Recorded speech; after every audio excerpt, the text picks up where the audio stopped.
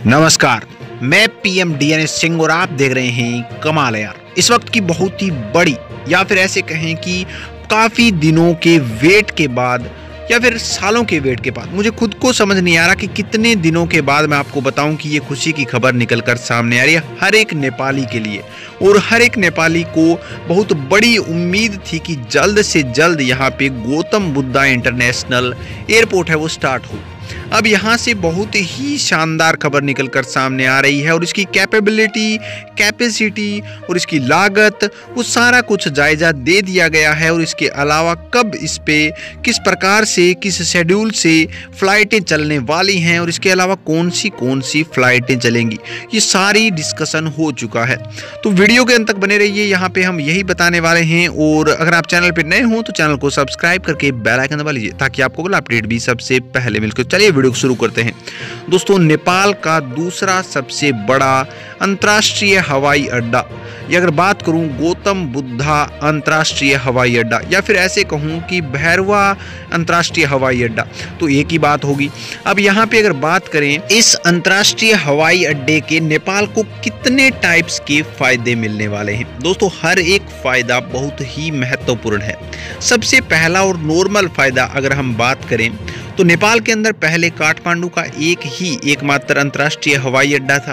अगर किसी भी प्रकार की प्लेन में दुविधा या संकट आता है या फिर क्रैश की संभावना बनती थी या फिर एक ऐसे कहें कि आपातकालीन लैंडिंग, इमरजेंसी लैंडिंग जिसे कहते हैं, करवानी पड़ती थी, वो सिर्फ और सिर्फ यहाँ पे काठमांडू के हवाई अड्डे में ही करवाई जा सकती थी।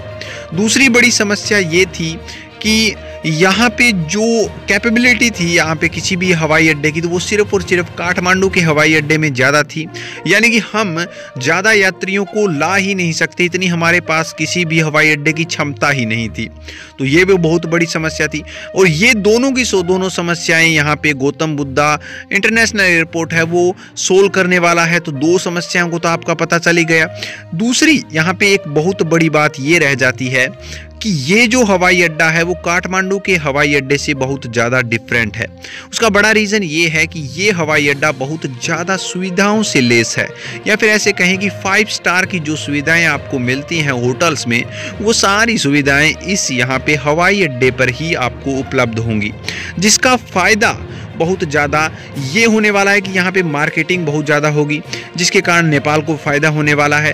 अब यहाँ पे एक और फ़ायदे की बात कर लेते हैं कि काठमांडू का जो यहाँ पे हवाई अड्डा था, जो TIA का था, उसके समान ही इसकी कैपेसिटी है। यानी कि दोनों ही अंतर्राष्ट्रीय हवाई अड्डे लगभग सालाना 9.2 मिलियन यात्रियों को संभाल सकते हैं, जो कि एक बहुत बड़ी संख्या हो जाती है। अगर बात करें कि पहले 9.2 मिलियन लोग सिर्फ और सिर्फ काठमांडू के हवाई अड्डे पर आते थे, तो अब यहाँ पे उसका डबल कर लीजिए, क्योंकि इतने ही लोग यहाँ पे भी आ सकते हैं, और जो कि एक बहुत बड़ी खुशी की खबर है। तीसरा फायदा, सबसे बड़ा फायदा ये भी है कि वाणिज्य की दृष्टि से भी ये यहाँ पे हवाई अड्डा देखा जा रहा है। इस हवाई अड्डे के जरिए यहाँ पे एक्सपोर्ट इंपोर्ट का भी काम किया जा रहा है, जो कि एक सबसे बड़ा और महत्वपूर्ण कार्य हो जाता है। यानी कि अर्थव्यवस्था या फिर इकोनॉमी अगर बात करें नेपाल की, तो उसके अंदर भी काफी ज्यादा इफेक्टिव होने वाला है ये हवाई अड्डा। ना केवल वाणिज्य की दृष्टि से दोस्तों, जबकि इसके और भी बहुत सारे फायदे हैं। अगर 9.2 मिलियन लोग इसके अंदर प्रत्येक साल आ जा सकते हैं, तो आप सोच सकते हैं कि कितने विदेशी यहाँ पे ज्यादा आएंगे। और उनको लुभाने के लिए इस जो हवाई अड्डा है उसको इतना ज्यादा अट्रैक्ट करने वाला बनाया गया है कि वो जरूर आए यहाँ पे और इसी हवाई अड्डे से आए। तो ये भी बहुत बड़ी बात है। तो दोस्तों, जो कॉमनली बात मैंने आपको बताई कि ये हवाई अड्डा किन किन क्षेत्रों के लिए यहाँ पे नेपाल को फायदा दे सकता है, और ये जो प्रोजेक्ट था वो किस यहाँ पे एम के लिए बनाया गया था, वो बस यही था कि किसी न किसी प्रकार से पब्लिक को बढ़ाया जाए, फॉरेनियन लोगों को बढ़ाया जाए, जिसके कारण हमारा जो पैटर्न है वो और ज़्यादा निखर कर आए, और ज़्यादा मॉडर्नेट हो। और यही यहाँ पे काम शुरू हो रहा था। अब यहाँ पे जो खबर निकल कर आ रही है वो बहुत ही अच्छी है।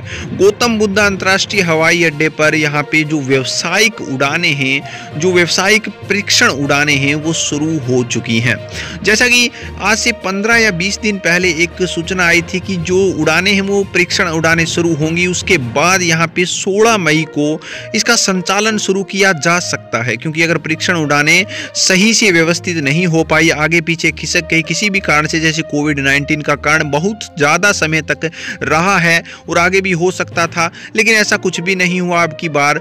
और एक प्रकार से कह सकते हैं कि भगवान अब की बार साथ भी है और साथ दे रहा है। तो यहाँ पे आज से ही शुरू हो चुकी हैं ये जो यहाँ पे इंटरनेशनल हवाई अड्डे की परीक्षण उड़ानें हैं, और वो बहुत बड़ा मैटर करता है दोस्तों।